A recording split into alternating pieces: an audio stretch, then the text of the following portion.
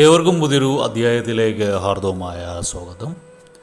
ഈ അധ്യായത്തിൽ നമ്മൾ വിശകലനം ചെയ്യുന്നത് വിശാഖം നക്ഷത്രത്തിൻ്റെ 2025 ആണ്ട് നവംബർ ഡിസംബർ മാസങ്ങളിലെ ഗുണദോഷ ഫലങ്ങളാണ്.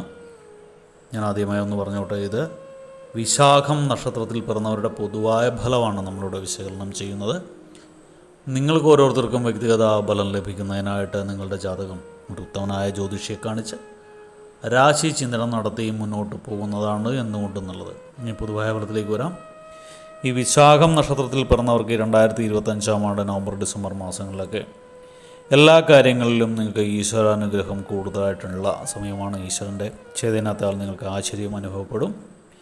ഇതിലെടുത്ത് പറയേണ്ട 3, 5, 12, 23, 29, 30 എന്നീ തീയതികൾ നിങ്ങൾ ശുഭകാര്യങ്ങൾക്ക് ഗുണകരമല്ല. അന്നേ ദിവസം ശുഭകാര്യങ്ങൾ ചെയ്യുന്നത് ഒന്ന് ഒഴിവാക്കണം. നിങ്ങൾക്ക് പൊതുവെ ഉണ്ടായിരുന്ന ശത്രുദോഷമൊക്കെ കുറയുന്ന സമയമാണ് ഈ 2 മാസം. കുടുംബ ബന്ധങ്ങളൊക്കെ സന്തോഷകരമായിട്ട് മാറുന്നൊരവസ്ഥ ഉണ്ടാകുന്നതാണ് ജീവിതത്തിൽ.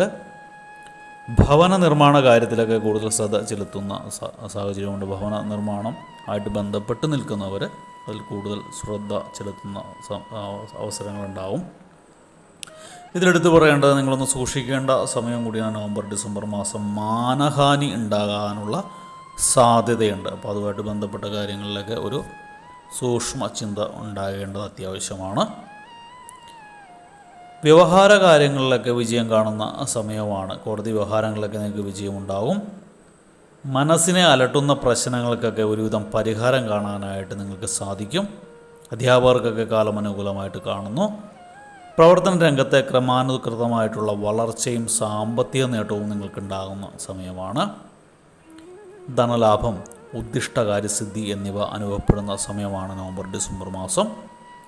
ചില ആൾക്കാർക്കൊക്കെ ഭാര്യയുടെ സ്വത്തുക്കളൊക്കെ കൈവശം വന്നു ചേരാനുള്ള യോഗവുമുണ്ട്.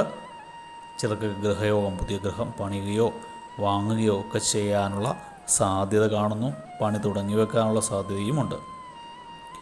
എന്നിരുന്നാലും നിങ്ങളൊക്കെ ഈ സഹോദരങ്ങളൊക്കെ നിങ്ങളോട് മോശമായിട്ട് പെരുമാറുന്നൊരവസ്ഥ ഉണ്ടാകുന്നതാണ് ഈ മാസം. സന്താനങ്ങളുടെ ഭാവം ഗുണകരമായിട്ട് കാണുന്നു. സന്താനങ്ങൾ മൂലം സന്തോഷമൊക്കെ ഉണ്ടാകുന്ന സമയമാണ്. നിങ്ങൾക്ക് ഡിസംബർ മാസമൊക്കെ ആകുമ്പോൾ ഈശ്വരാനുഗ്രഹം ഉച്ചസ്ഥായിലെത്തുന്നതാണ്. നിങ്ങൾക്ക് തീർച്ചയായിട്ടും ധനസ്ഥിതിയൊക്കെ മെച്ചപ്പെടും.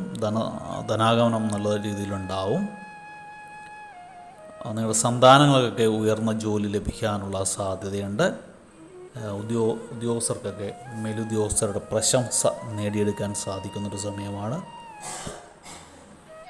നിങ്ങളുടെ ഗുണഫലങ്ങളുടെ മാറ്റ് വർദ്ധിക്കുന്നതിനും ദോഷഫലങ്ങളുടെ കാഠിന്യം കുറയ്ക്കുന്നതിനുമായിട്ടൊക്കെ നിങ്ങൾ പുണ്യകർമ്മങ്ങൾ ചെയ്യുകയും പുണ്യക്ഷേത്രങ്ങളൊക്കെ ദർശിക്കേണ്ടത് അത്യാവശ്യമാണ്.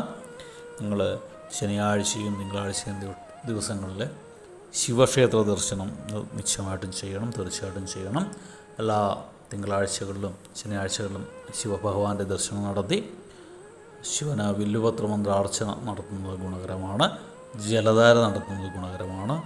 അതോടൊപ്പം തന്നെ തിങ്കളാഴ്ചകളിലൊക്കെ അന്നദാനം നടത്തുന്നതും ഗുണകരമാണ്. എല്ലാവർക്കും ഭഗവാന്റെ കാരുണ്യത്താൽ നല്ലൊരു സമയം ഉണ്ടാകട്ടെ എന്ന് ആശംസിച്ചുകൊണ്ട് പ്രാർത്ഥിച്ചുകൊണ്ട് നടത്തുന്നു. വീഡിയോ ഇഷ്ടപ്പെട്ടാൽ ലൈക്ക് ചെയ്യുക. തുടർന്നുള്ള മാസങ്ങളിലെ വീഡിയോ കൃത്യമായി ലഭിക്കുന്നതിനായിട്ട് ചാനൽ സബ്സ്ക്രൈബ് ചെയ്തിട്ടില്ല എങ്കിൽ സബ്സ്ക്രൈബ് ചെയ്യുക. ഒരിക്കൽ കൂടി നന്ദി പറഞ്ഞുകൊണ്ട് നിർത്തുന്നു. നന്ദി, നമസ്കാരം.